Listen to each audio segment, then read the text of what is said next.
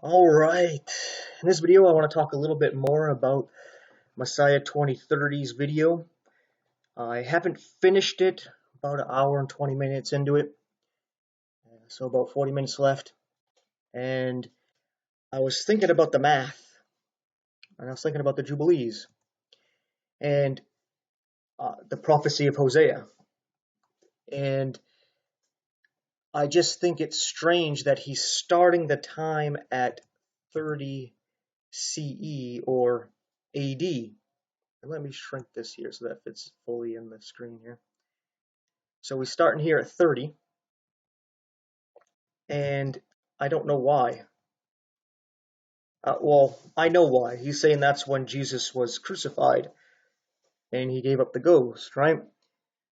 Yet, that's not when Israel was smitten and chastised, right? They didn't need to be healed there, because Jesus was the one that was smitten, not Israel. So, Israel was actually smitten in 70 AD or CE, as they're calling it now. But that would change his time, right? Because he's like, it's 40 jubilees that you add to it. So let's hit clear here. He's saying that you got 40 times 50, right? The jubilee cycle, claiming 50 years there. That brings you to 2000. Then you add 30, because we're not starting at year 0, right? We're starting at year 30 from his point of view. That brings us to 2030. But there's an issue, because the math is wrong. It's not every 50 years. Every 49 years is the Jubilee cycle. The 50th year and the start of the next Jubilee cycle is the sabbatical year. So you actually do 49 times 40, and you should get 1960 here. And then if you add the 30 years, you would get to 1990. But there's no reason to start at the year 30 AD or 30 AC, because Israel was not smitten at that time. They were smitten and broken up and destroyed in 70 AD. So what we would do is we would add 40 years to that, and that actually brings us to 2030. So it's the same year this guy is talking about, except he gets there using wrong math. He starts at the year 30 AD, he adds 2,000 years, because he says that's 40 jubilees, when that's 40 jubilees plus 40 years, and he comes to 2030. Yet if you calculate correctly the right amount of years for jubilee, and you actually start from when Israel was destroyed in 70 AD, then you actually get to 2030. So it seems as though he came to the right conclusion, but using wrong math and the wrong starting point, which is kind of interesting in itself there. Kind of like God is leading to this, or as if this is a second witness of sorts. But the other thing I wanted to bring up here is 1960, right? That'd be 40 jubilees right here. That's not quite 2,000 years. And if each day is 1,000 years, this is wrong. And you would be correct, right? Because that's 40 years short. Yet there's scripture that talks about God cutting things short. And there was a king of Israel. His name escapes me at the moment. But he was a good king. And he was going to die, and he prayed to God about his life and asked for basically more years, and God ended up giving him 15 more years, and he said, for a sign, what would you want? Me to make the sun move 15 degrees ahead or 15 degrees back? And he said 15 degrees back, which changed things up, right? Where the year wasn't 360 days anymore, it's 365 and a quarter days. And setting it back, you'd think would actually lengthen the days, but it seems to have some kind of shortening to it, which is weird, right? Because if the days were longer, you would think there would be less days in a year, right? Not more days in a year, because the days take up more time. And if they take up less time, then you would have to add more days to complete the cycle. But, you know, it's one of those things where you got to put some thought into it and you got to crunch the numbers. And I'm not saying I got everything right. I'm just saying, hey, there's things that are a little off, things that we need to take into consideration, but we still get this same time frame, 2030. And what's interesting about that as well is that you may have heard of Agenda 2030, where they want to have changed things, I guess bring about this new world order by 2030. Not saying they're actually going to do this, if they're going to succeed in what they want to do, but we see that there's a plan to do just that. So, there's a lot of things collaborating, that something's going on in 2030. I'm not sure what to make of that. Israel would be just about 80 years old, depending if you start at 1948 or 1949. They'll be 80 years old by the spring of 2028 or the spring of 2029. Yet they wouldn't be 81, and let's say we use 1949 as the actual official birthday of the nation of Israel. They would not be 81 until the spring of 2030. So everything could end right before they're 81 years old, and they would still be 80 years old, right? You're 80 for a whole year, right?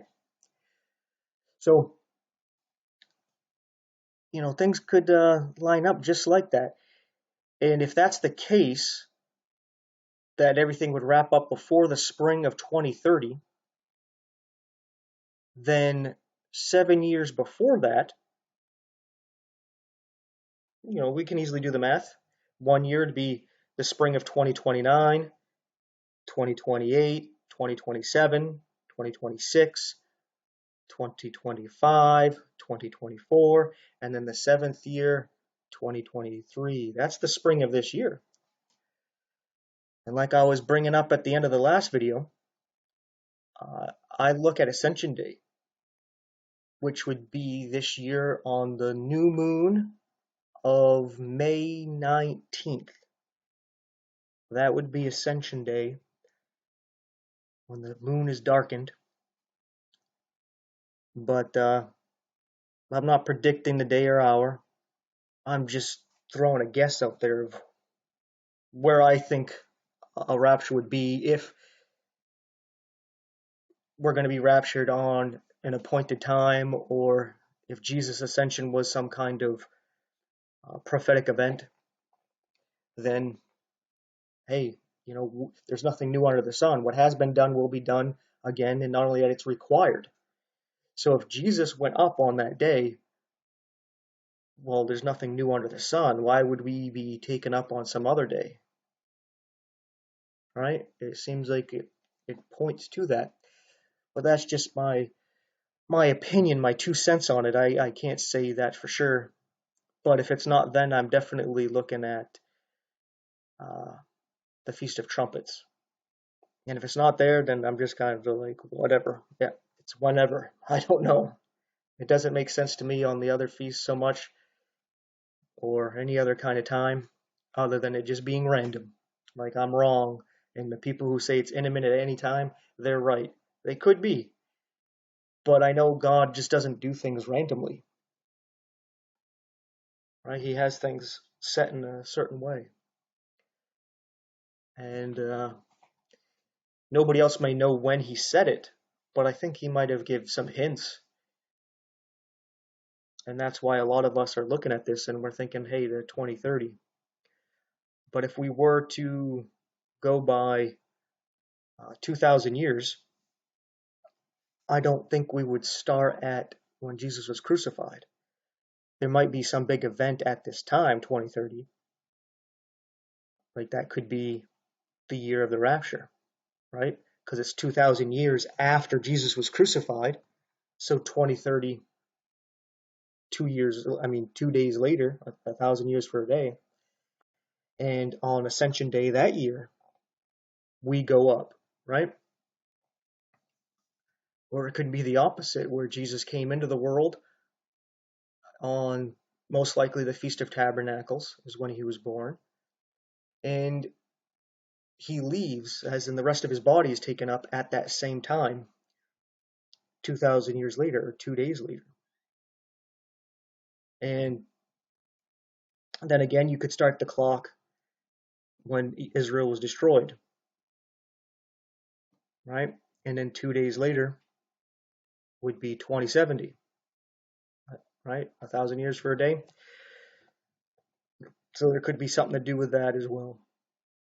Another thing we should take into consideration here is that Israel was brought back into existence in 1948, 1949-ish, right? Depending on how you determine whether or not they were actually a state. Was it in 1948, 1949? And was that the working of God, or was that a satanic counterfeit? There's something to take into consideration, because Jesus didn't come and establish them and bring them all back to the land, right? God allowed this to happen so you can say he did it, but was he just allowing Satan to do it? Because they do have this star on their flag, which is actually a satanic symbol. It's a hexagram, and it's used with all kinds of demonic things. It's not the Star of David. There is no such a thing. The stars that we're actually warned about in the scriptures are a six-pointed star. In Amos 5, there's the Star of Rephaim, the same thing Stephen rebuked Israel for in Acts chapter 7, and he ends up getting stoned to death by the Jews, where he talked about this Star of Rephaim, which this Remphan is Saturn. And the planet Saturn has this hexagon shape at one of its poles. His star is a six-pointed star, and Saturn is connected to Kronos, excuse me, and Satan himself. So it could just be that they're still in apostasy, right? They haven't accepted Jesus yet, but he's still bringing them back in spite of their rebellion and their rejection of him. But yeah, there's a lot to think about, a lot to take in, because if 1948, 1949 is when Jesus is healing them, well, then that would be 2,000 years, right? That would be after 2 days is when he's supposed to heal them, right? And bring them back. So if that's when he did it, all our math is off, right? So we would have to go back and crunch the numbers there. But just making the video, kind of do some encouragement, but also to get you to not put all your eggs in one basket. Think about these things. Look and get your hopes up, but be prepared to keep on trucking, right? We know it's soon. We just don't know exactly when, because we don't have what I would say is something like concrete, where you got to check the boat for holes before you get into it. And like this guy, he's bringing up the jubilees and some other things. There's a couple of holes. Not that they can't be fixed, but it's not until you bring an argument where there's no holes, or all the holes can be patched up very easily and explained, that you have something solid and be like, hey, look, it's now, right? I think a lot of people, what they do is like, hey, you got a boat? Well, let's get in it. And they just go to sailing, right? They don't check it. And they just get all their hopes up. And then when it sinks, they're like all pissed off and they get mad and they're discouraged. It's like, well, you should have checked the boat first instead of getting all your hopes up and putting all your eggs into one basket and all this and betting the farm, you know? Take a breath. Think about these things. So thanks for watching. Take care.